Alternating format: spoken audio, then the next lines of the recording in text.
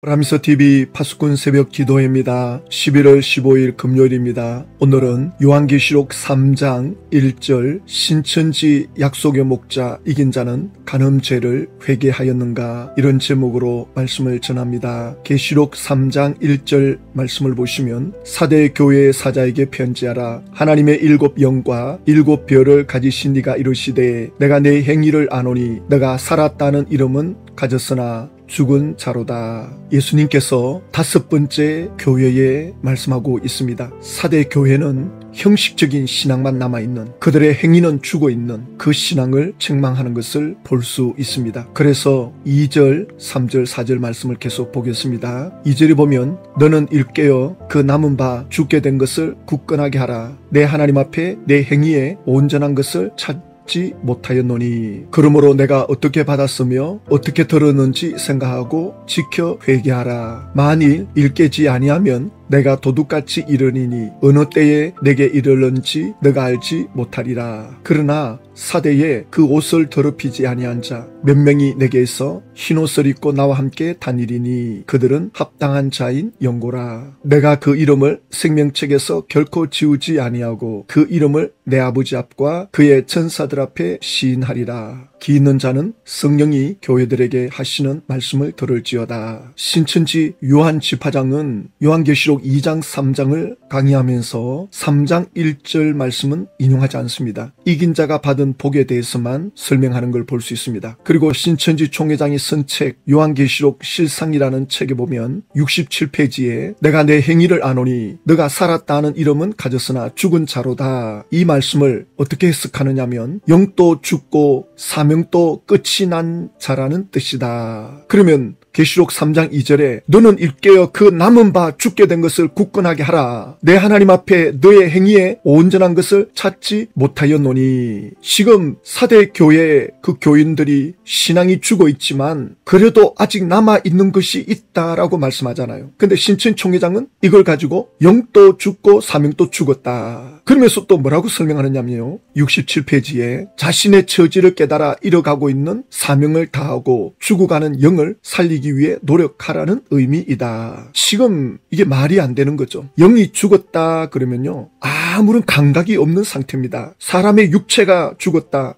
아무런 감각이 없습니다. 육신이 죽은 사람 보고 살아나도록 노력해라, 말이 안 되잖아요. 이건 웃기는 이야기가 되는 겁니다. 그러니까 이런 부분에 있어서 신천 총회장은 영적인 개념이 없다는 거죠. 신학적 기초가 안 돼 있어서 이렇습니다. 에베소서 2장 1절 보면, 하나님께서 허물과 죄로 죽었던 너희를 살리셨도다. 영적 죽음을 말하는 거죠. 영적으로 죽어있는 너희들을 살렸다. 하나님께서 어떻게 살렸느냐, 국렬이 풍성하신 하나님이 우리를 사랑하신 그 큰 사랑을 인하여 허물로 죽은 우리를 그리스도와 함께 살리시었고, 예수님 때문에 우리가 살아날 수 있었다. 이것이 하나님의 은혜고 그 은혜로 구원을 받은 것이다. 영이 죽는 건 죄로 말미암아 죽은 것이고, 그 영이 산다라고 할 때는 하나님의 은혜가 아니면 안 되는 거죠.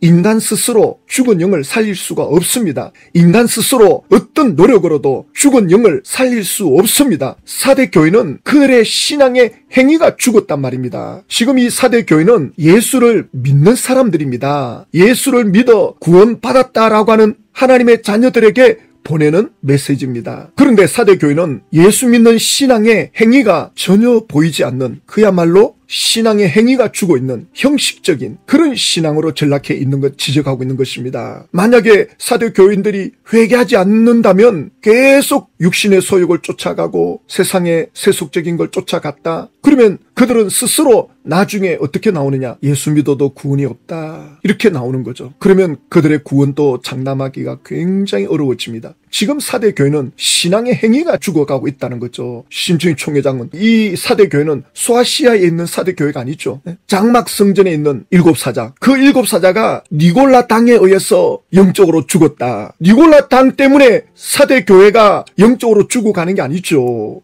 그들은 순결을 잃어버린 교인들입니다. 세상과 구별이 되지 않는 세속적인 교인들, 세상과 연합된 교인들, 그걸 지적하고 있는데 니골라당에 의해서 사대교회, 이 사대교회는 또 이 7사자 중에 한 사람, 이게 니골라당에 의해서 영적으로 죽었다. 사대교회는 전혀 니골라당과는 상관이 없는 내용인데 이게 맞지가 않습니다. 총회장이 말한 것 하나하나 들어가 보면 완전히 이건 뭐 억지 주장을 하고 있고 말도 안 되는, 그저 자기 욕심대로 자기들 유리한 대로 알레고리 해석을 하고 있는 걸 봅니다. 그리고 계시록 3장 1절에 사대교회 사자에게 편지하라. 하나님의 7영과 7별을 가지신 이가 이러시되, 7영과 7별을 가지신 예수님. 사대교회는 지금 성령에 대해서 민감하지가 않는 거죠. 사대교회는 성령을 근신시키고 성령을 소멸시키고 있는 것을 말씀하고 있습니다. 그리고 7별은 7사자다라고 요한계시록 1장에 말씀해 놓고 있죠. 7사자는 말씀을 전하는 메신저입니다. 그러니까 사대교회는 하나님의 말씀에 대해서 민감하지가 않는 거예요. 사대교회는 성령에 대해서도 민감하지 않고 말씀에 대하여도 민감하지 않는다는 거예요. 그래서 그들의 신앙이 죽어가고 있는 거예요. 신앙이 죽어간다, 신앙이 거룩하지 않는다, 형식적이 된다. 그것은 그들이 영적으로 깨어있지 못하다는 뜻이고 성령에 대해서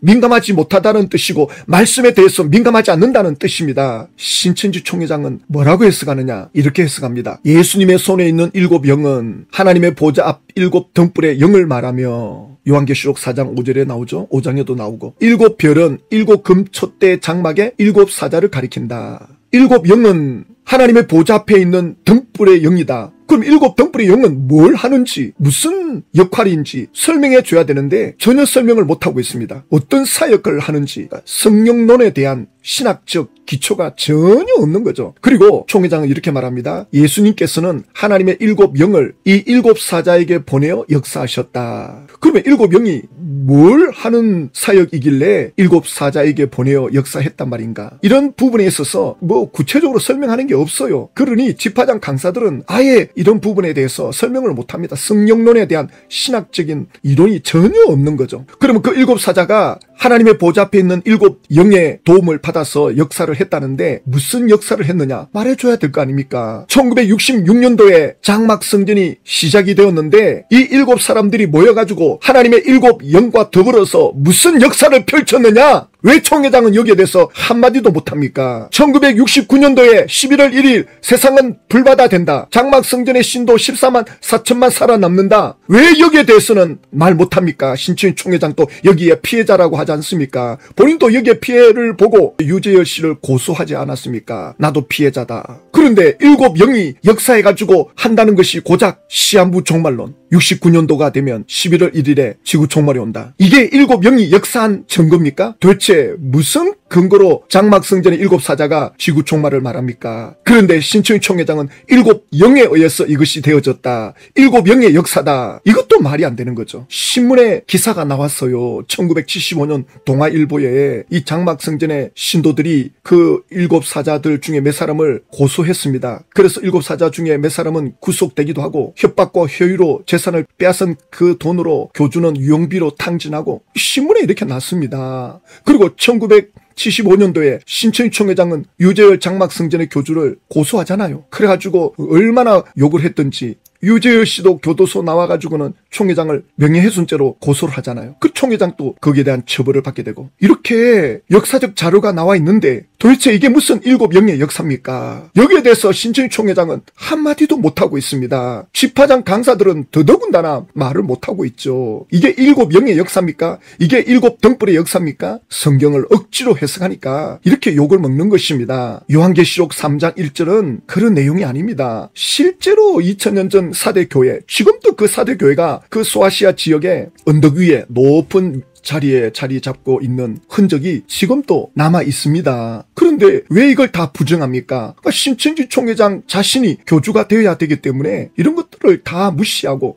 예수님이 영으로 자기 몸에 재림했다. 1979년도에 편지 보냈는데 그들이 회개하지 않았다. 그래서 총회장이 이긴 자가 되었고 또 예수님께서 장막성전 7사자를 통해서 역사하려고 했는데 그들이 배도하는 바람에 총회장에게 영이 내려왔다. 예수님의 영이 총회장 몸에 몇 년도 몇 월에 재림했는지 아무도 대답 못하고 있고 편지 보낸 사건도 책마다 다르고 안수받은 연도수도 다르고 성경을 억지로 해석하는 게 보이잖아요. 그가 어찌 이긴 자며 천국 가는 길과 진리가 되고 생명이 될 수가 있겠습니까? 이랬다 저랬다 말을 앞에 말 다르고 뒤에 말 다른데 진리는 한번 말하면 바뀌지 않습니다. 진리란 말은 변함이 없는 거예요. 한번 말한 것에 대해서 변함이 없는 것, 이게 진리입니다. 예수님의 말씀은 2000년이 지나도 하나도 변한 것이 없습니다. 그대로 이루어져 가고 있습니다. 그래서 예수님이 진리가 되는 겁니다. 총회장은 이랬다 저랬다는데 뭐가 진리가 됩니까? 거짓 선지자입니다. 예수님께서 마태복음 24장에 마지막 때가 되면 어떤 일이 일어납니까? 라고 제자들이 물었을 때 제일 먼저 하신 말씀이 사람의 미혹을 받지 않도록 주의하라. 뭘 속이느냐? 24장 5절에 보면 많은 사람이 내 이름으로 와서 이르되, 예수 이름으로 온다는 거예요. 예수님이 나를 보냈다. 예수님이 나와 함께하고 있다. 이게 바로 예수 이름으로 온다는 거죠. 우리도 예수 믿고 있다. 그런데 나는 예수님의 보냄을 받은 자다. 나는 그리스도다. 예수님 다음으로 내가 구원의 역사를 이루어가는 마지막 약속의 목자다. 이게 바로 그리스도라는 뜻입니다. 그래서 나는 그리스도다라고 말하는 이 거짓 그리스도에 의해서 많은 사람들이 미혹을 받을 거다. 그리고 마태복음 7장에 거짓 선지자들을 삼가해라. 주의해라. 속지 마라. 양의 옷을 입고 나오나 속에는 노략질하는 일이라. 거짓 선지자는 계시를 받았다라고 하는 자들이거든요. 하나님이 나에게 이렇게 말씀해 주셨다. 비밀을 말씀해 주셨다. 성경의 비밀을 깨닫게 해 주셨다. 이게 거짓 선지자입니다. 앞으로 이렇게 될 거다. 하나님의 계시를 받았다. 그러면 그게 진짜면 두고 보면 알죠. 이루어졌는지 안 이루어졌는지. 그러나 신천지 총회장이 그동안 앞으로 이런 일이 일어날 거다라고 말했는데 몇 가지가 있지만 하나도 성취가 되지 않고 전부 불발이 되고 전부 어거지가 된 자료가 다 있지 않습니까? 그래서 마태복음 7장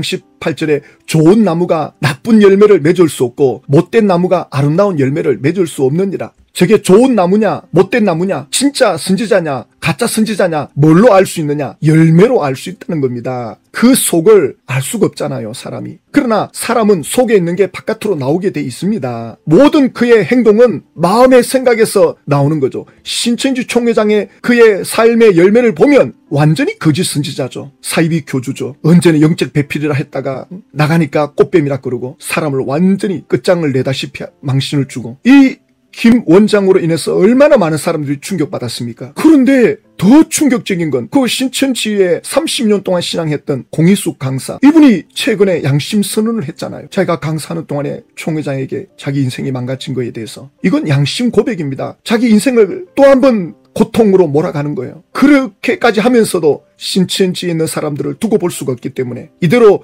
끝낼 수가 없기 때문에 양심 선언을 한 겁니다. 이렇다면 공희숙 강사는 회개하는 심정으로 나온 거죠. 그가 하나님 앞에 회개했기 때문에 이런 용기를 내는 겁니다. 회개하지 않았다면 이런 용기를 낼 수가 없어요. 얼마나 창피하고 부끄러운 과거입니까? 적나라하게 공개하잖아요. 사진까지 다 내보내면서 신천지가 고소하는 거 얼마나 좋아합니까? 총회장이 조금만 틈만 있으면 고소하고 시비를 걸고. 그런데 이 사진에 대해서 전혀 말을 못해요. 지난번 평화공원에서 신천지 총회장이 이 죄 문제에 대해서 이렇게 언급하고 넘어갑니다. 보십시오. 근데 그 당시에 예수는 제가 뭐라고 어떻게 시발하냐 그래 묻었어요. 죄 없는 사람이 기록했대요. 그랬더니 이 사람이 다 손을 놓고 다 돌아갔어요. 지금 한 이 말 생각 좀 해야 되겠죠? 네 합니다. 자기는 죄를 안 지으면 말입니다. 남의 죄를 용서해야 자기 죄도 용서받는다 했고, 우리가 우리에게 죄 지은 자 사야 준 것 같이 우리에게 용서해 주십시오 이렇게 말했다고 나들면은 지도 죄 지은 사람이고 다 같이 죄를 회개하고 다시는 짓지 말아야 하는 것이죠. 그것이 다지 무조건 죄를 지시 내가 저주하고 서로 갈라지고 싸우고 그래야 되겠습니까? 요한복음 8장에 현장에서 가늠하다가 붙잡힌 여인에 대한 내용을 지금 총회장이 말하고 있는 거죠. 그러니까 지금 공희숙 강사의 영상을 총회장이 알고 있는 거죠. 너는 죄 안 지었느냐? 응? 왜 이걸 덜추어내가지고 하느냐? 이제 이 말을 하는 거죠. 그러면서 자기도 죄 지은 사람이고 다 같이 죄를 회개하고 다시는 죄를 짓지 말아야 하는 것이죠. 자기도 마치 회개한 것처럼 회개하고 다시 죄 안 지으면 되지 않느냐? 이렇게 넘어갑니다. 그러면 총회장은 과연 공희숙 강사와의 관계 속에서 지은 죄를, 간음죄를 회개했습니까?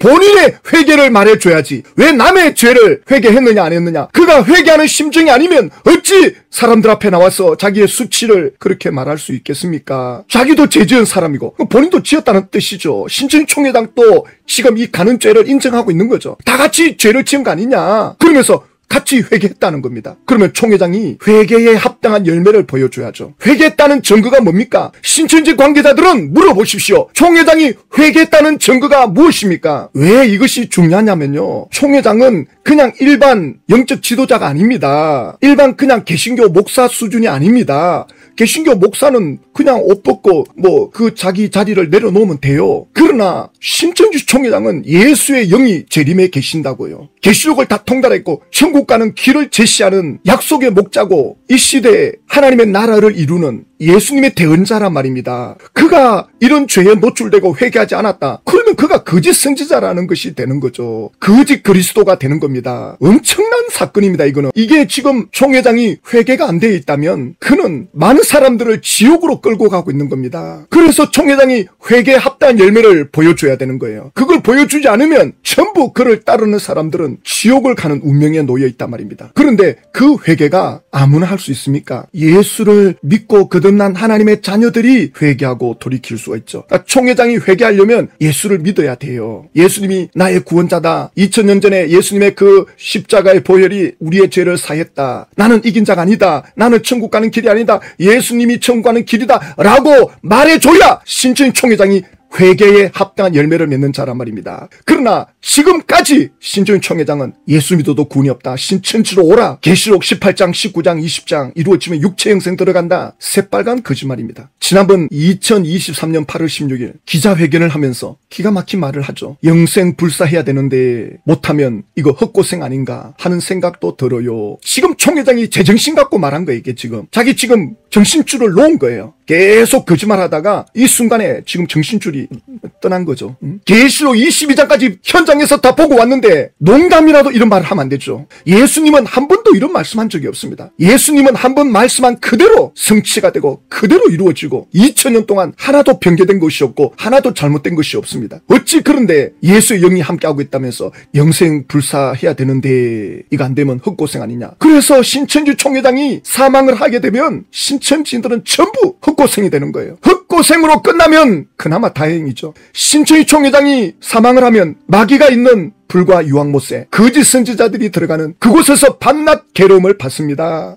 그런데 그를 따라간 신천지인들도 전부 같은 구덩텅이에 빠진다고요. 이게 무서운 거죠. 그 신천지 안에 있는 분이 회개하지 아니하면 어느 날 불과 유황못을 던져칩니다. 사람은 한치 앞을 알 수가 없습니다. 요즘 가을에 보니까 감홍씨가 떨어지는데 홍씨가 아닌 감도 떨어져요. 장례식장에 가면 젊은 사람들도 장례 치릅니다. 언제 사람이 어떻게 될지 모릅니다. 총회장은 지금 불구덩이로 가고 있습니다. 그러니까 적어도 총회장이 사망하면 거짓 선지자구나, 아무것도 못 믿겠다 이러면 안 됩니다. 1992년도 담이 선교회 4년밖에 안 됐거든요. 4년밖에 안 됐는데 급속도로 퍼져나갔습니다. 미친 듯이 사람들이 쫓아갔습니다. 그때 1991년도에 걸프전이 터졌거든요. 중동에 전쟁이 터지니까 이게 3차 대전이다, 아마겟돈 전쟁이다. 계시록을 기가 막히게 또 푸는 거예요. 이 사람들이 계시받았다, 하나님이 비밀을 가르쳐줬다, 계시록을 가지고 딱 끼워 맞추는 거예요. 처음에는 긴가민가 하다가 계시록을 풀어주니까 전부 다 쫓아가는 거예요. 곧 세상이 끝날 것처럼. 그러나 결국 이게 불발이 됐죠. 이루어지지 않았죠. 성취가 안 됐습니다. 그런데 사람들이 못 떠나는 거예요. 미련을 갖고. 남아있는 사람들이 있었고 또 다른 시한부 종말론으로 들어간 사람도 있고 그중에 신천지로 들어온 사람들이 많죠. 왜냐하면 신천지 총회장이 계시록을 성취한다 그러니까 여기가 진짠가 보다 신천지에 많이 들어갔어요. 너무 안타깝죠. 예? 이제 신천지가 무너지면 어찌할 겁니까? 또 지파장들이 만드는 또 다른 이단을 쫓아갈 겁니까? 신천지는 자중질환으로 끝납니다. 총회장이 사망할 때 예수님께로 돌아와야 됩니다. 신천지 총회장은 회개하지 않았습니다. 회개한 증거가 없습니다. 그는 끝까지 예수님을 부정합니다. 이것이 총회장이 회개하지 않았다는 증거입니다. 신천지 분들도 회개했다면 예수님께로 나와야 됩니다. 회개한 증거는 예수 그리스도만이 죄를 사해 줄 수 있는 분입니다. 그분께 용서를 구하고 그분께 은혜를 구해야 됩니다. 그래서 우리는 오늘 이 아침에도 기도하기를 원합니다. 하나님 아버지, 신천지 총회장은 하나님 앞에 지울 수 없는 죄에 노출된 사람입니다. 그러면서도 사람들을 천국으로 이끌겠다고 미혹하고 있습니다. 그는 아무것도 이루지 못하고 사망으로 끝날진데 신천지 분들이 끝까지 그를 따라가는 그곳에 남아있는 어리석음을 범하지 않도록 하나님의 은혜를 구합니다. 기도의 파수꾼들이 일어나고 말씀의 전도자들이 일어나서 신천지 분들이 회개하고 예수님께로 돌이킬 수 있도록 하나님의 은혜를 구합니다. 주의 손에 의지합니다. 은혜를 베풀어 주십시오. 예수님의 이름으로 기도드립니다.